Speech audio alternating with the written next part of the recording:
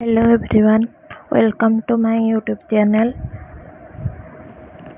आज आम ओडिया साहित्यर इतिहासर जुग विभाजन को पढ़ा जोटा कि आमर CPT Odia exam Odia CPT exam NET JRF सबुपाई दरकार अच्छे। चलते स्टार्ट कर विभिन्न भाषार साहित्य जमी विभिन्न जुगर ये रही सेहीपरि आम ओडिया साहित्य जुग जुग विभाजन करा जाइए। प्रथमे आम देखा प्राक सारला जुग। प्राक सारला जुग आमर अष्टम शताब्दी अष्टम नवम शताब्दी आरंभ हो चतुर्दश शताब्दी शेष पर्यंत व्याप्ति। यही साहित्य मध्य आमर आसव चर्या साहित्य नाथ साहित्य तापर आमर आसव सारला जुग।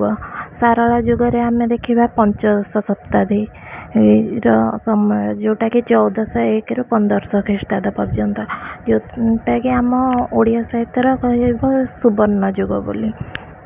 तापर आमर आसव पंचसखा जुग बा आदि मध्य जुग जहाँकि 16 शताब्दी आरंभ सप्तदश शताब्दी प्रथम आधा पर्यंत। तापर आमर आसव उत्तर मध्य जुग बा रीति जुग बा भंज जुग जोटा को भी अलंकार जुग बोली कह जाए जेहेतु ए उपेन्द्र भंज उपेन्द्र साहित्य रही भंज जुग एवं अलंकार प्रयोग हो अलंकार जुग कह जाए जोटा कि ख्रीष्टीय सप्तदश शताब्दी द्वितीयार्धरु 19 शताब्दी अष्टम दशक पर्यंत परिव्याप्त हो आमे कहीपर कि 1651 रु 1880 पर्यंत।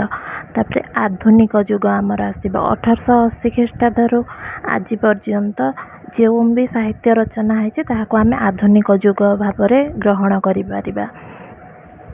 आधुनिक जुग को आम आहरी भाग में विभक्त करिपरिबा जेमिति कि होची नवचेतनार साहित्य जोटा कि आमर जमिति होची प्राक स्वाधीनता साहित्य जोटा कि आमर 1880 ख्रीष्टाब्द 1947 ख्रीष्टाब्द पर्यंत।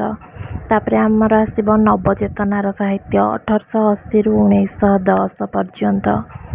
तापर सत्यवादी 1910 रु 1921 सबुज 1921 रु 1935 प्रगतिवादी 1935 रु 1947 एवं स्वाधीनतार साहित्य होची 1947 रु आज पर्यंत।